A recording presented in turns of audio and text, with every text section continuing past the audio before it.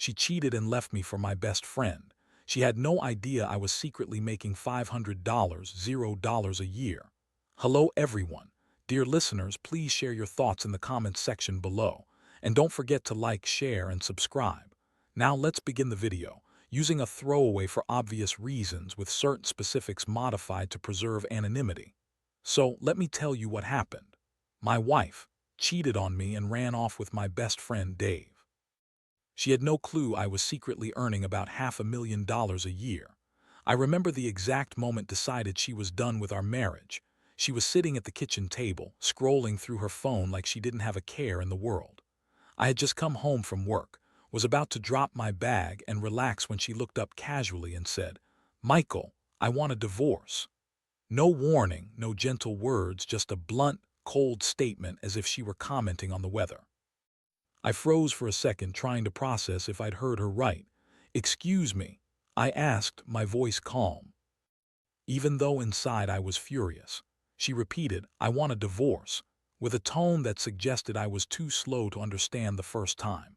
Instead of feeling angry or crushed, I was stunned by her sheer nerve. "Divorce? After everything we've been through," I managed to say, feeling the blow hit harder than I expected. That's what really hit me, the reason behind it.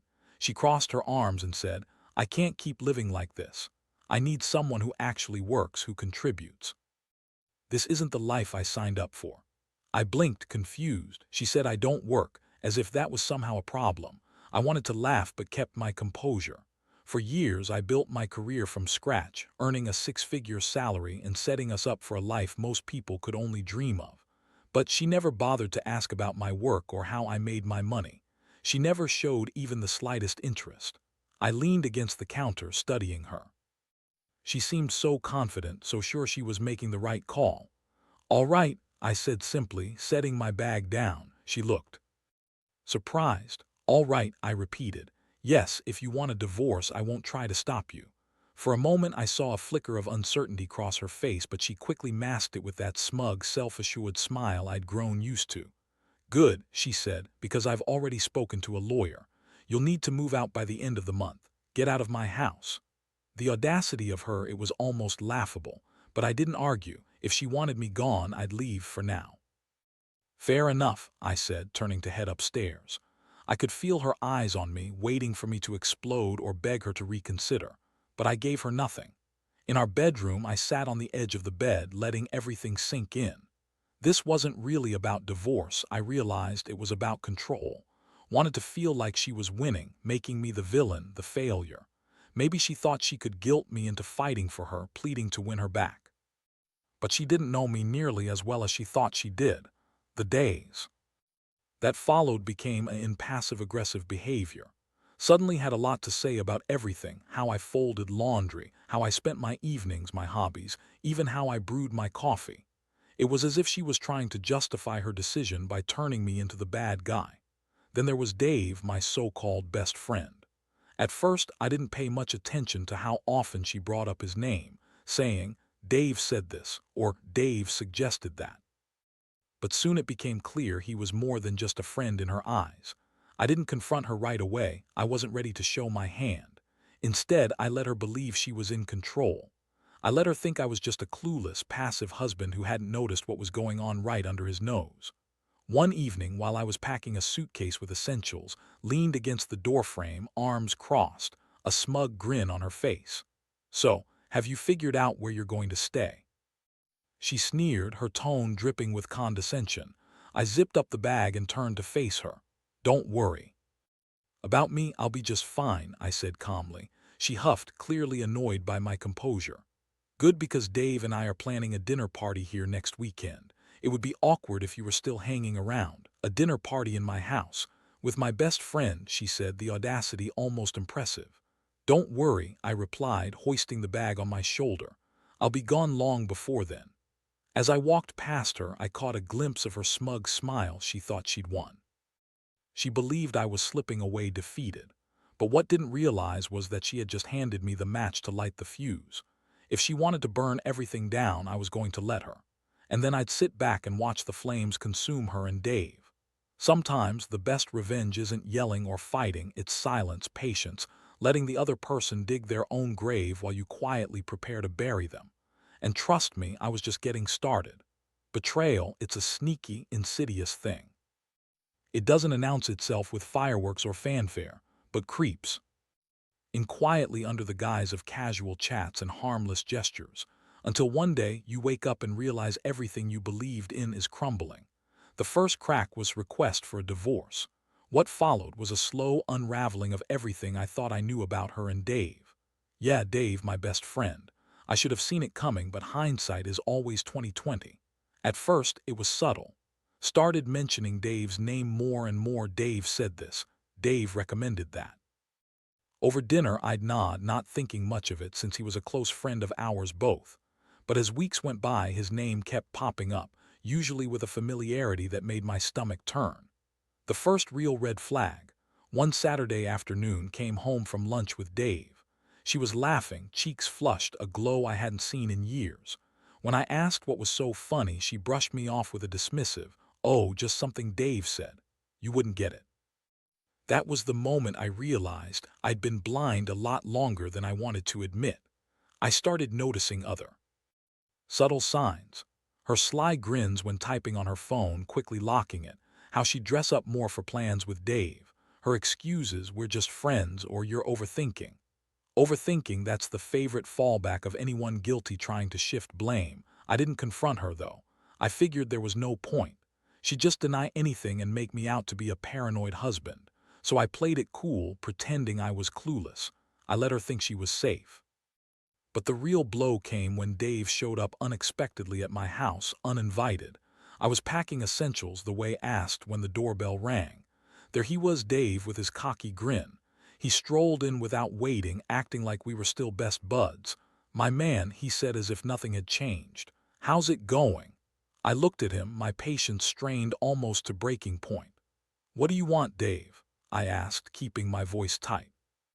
He leaned against the wall, all casual, trying to charm his way out. "I just wanted to check in. Told me you were moving out and I thought I'd see if you needed any help." Help from the guy moving right into my life. I clenched my jaw. "I've got it handled," I said curtly, turning back to my packing. He lingered, and I noticed the wheels turning in his head. He wasn't just there for a chat. He was there to rub it in, to stake his claim. "Look," he said, voice trying to sound sincere, "I know this has to be tough for you, but life's unpredictable. Things happen." I stepped closer, forcing him to meet my eyes. "Yeah, Dave, things do happen, and sometimes they come back to bite you." His confidence faltered. That smirk, it wavered. I didn't wait for him to recover. I turned back to my suitcase, dismissing him with a cold stare. "Well, you've always been a cool guy," he muttered, retreating toward the door. "No hard feelings, right?" I didn't answer. Silence is a powerful tool when someone's dying for a reaction. He left without another word. As I watched his car pull away, I exhaled slowly, realizing I'd been holding my breath.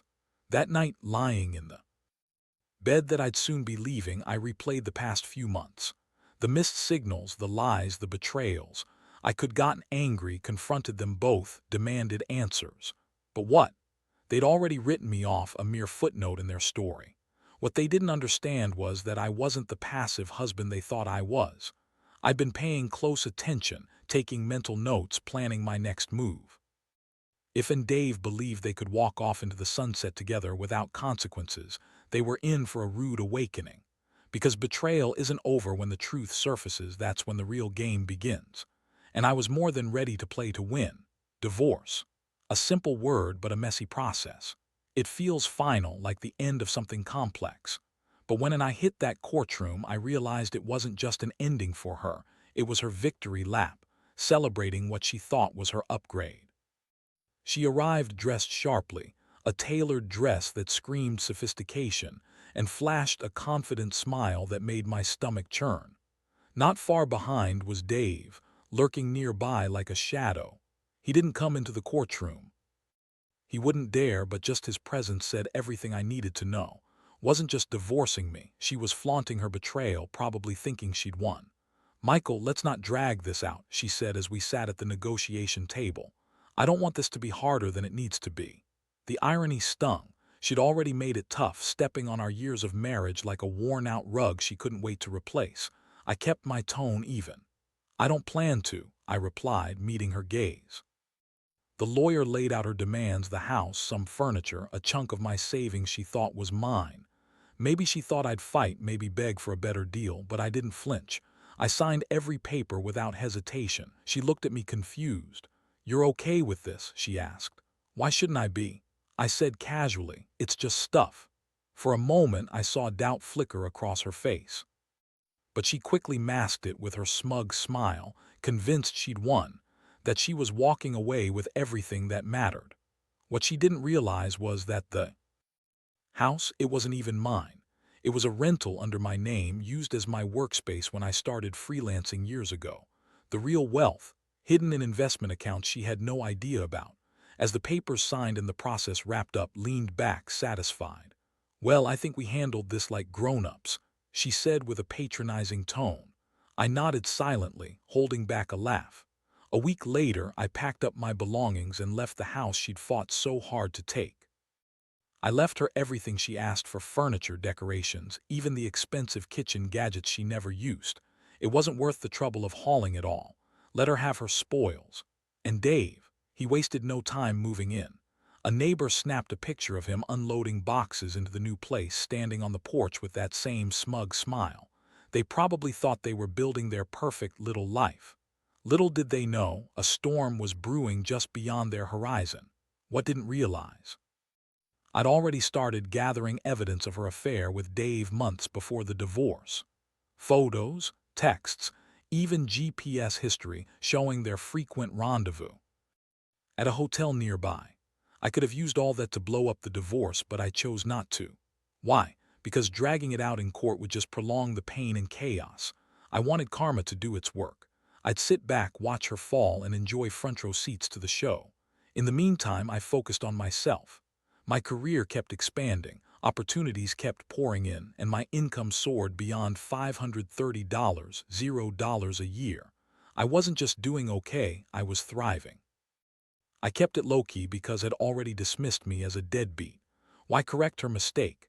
Instead, I invested in a sleek, modern apartment right in the heart of the city: floor-to-ceiling windows, smart tech, a view of the skyline that reminded me how far I'd come.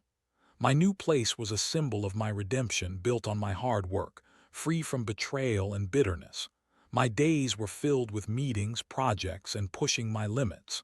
My nights, they were for me reconnecting with old friends, making new ones, living lighter and more vibrant. Of course, I'd hear from a few people now and then. Rumors about and Dave's struggles, unpaid bills, arguments, mounting debt. They tried throwing a dinner party at the rental, only for the power to get cut off halfway through because they couldn't pay the utility bill. One friend told me, "You should see it. Was Dave just played it off?" I didn't laugh, I just nodded, letting the satisfaction seep in. This wasn't about Dean and or rubbing their failures in their faces. It was about balance. They tipped the scales with betrayal, and now life was evening things out. One day I bumped into at a coffee shop. He looked exhausted, disheveled, definitely not the confident guy I'd known. He didn't see me at first, so I had a moment to observe. He hunched over his laptop, scrolling through job listings, clearly scrambling.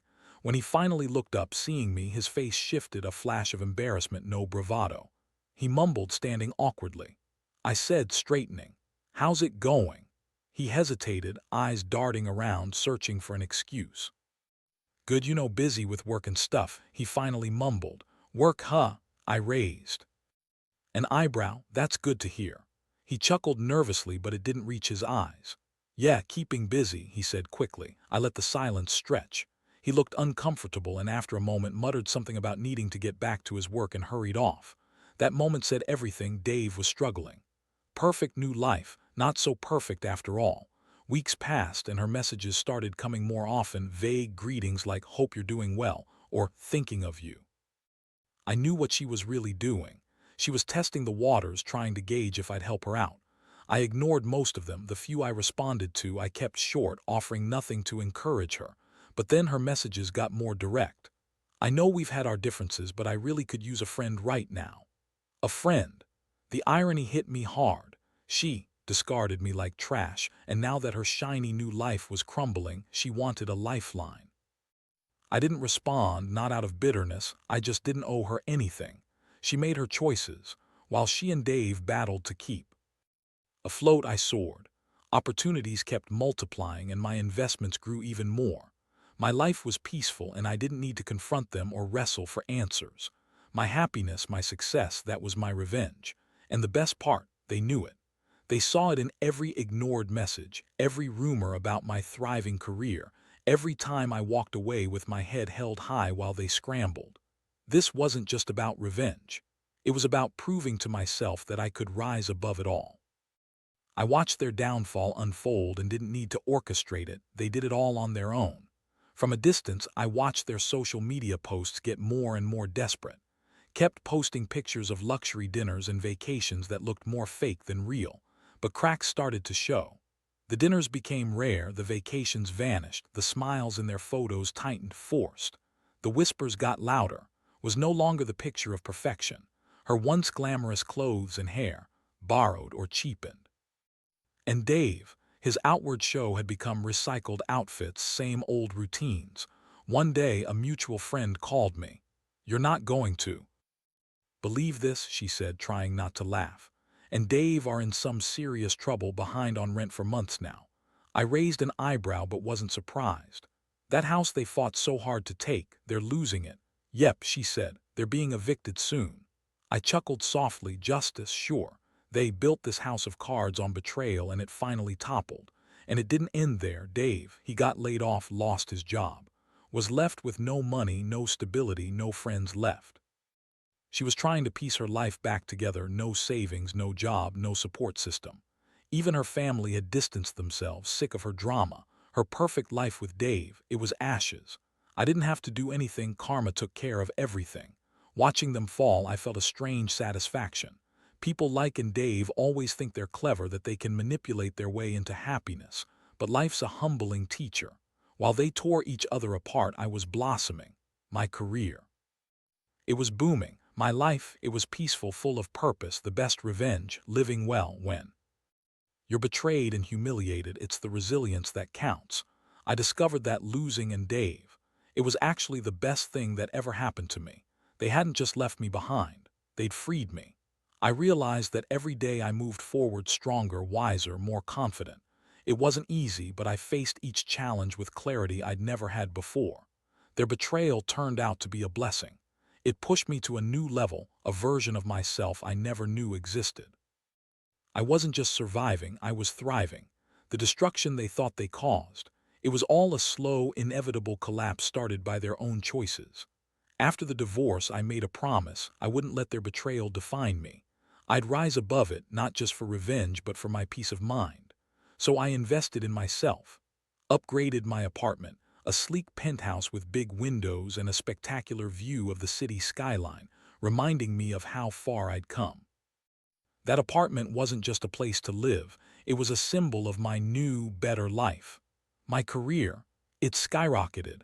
I brought in bigger contracts, spoke at conferences, formed partnerships. My income, it kept climbing, surpassing $530 annually. I was no longer just doing okay, I was flourishing, and I kept a low profile. No need to show off, already thought I didn't work. Let her believe that. Why correct her mistake? Instead, I focused inward, upgrading my life further. I built new friendships, reconnected with old ones, expanded my network. Most importantly, I learned to value myself, something I'd lost for years, pouring so much energy into trying to meet impossible standards. Now I was reclaiming my worth. Therapy helped too. I talked to someone impartial who reminded me I was only responsible for my reactions, not other people's choices. Those words became my mantra. I also embraced my creative side, writing, photography. I started a blog blending personal stories with insights, and it gained a following. People resonated with my journey of rebuilding, of turning pain into progress. And the rumors, they kept coming. People thought I was unbothered, calm, and unshakable. That's exactly how I wanted it. Their downfall became a cautionary tale. Old friends who used to look down on me now saw I was doing better than ever. Late at night, I'd reflect, look out over the city, remember the betrayal, the heartbreak, the anger. Moving past that was tough, but I did it. And along the way, I discovered a stronger, wiser version of myself. Life still threw challenges my way, sure, but I faced each one with resilience and clarity.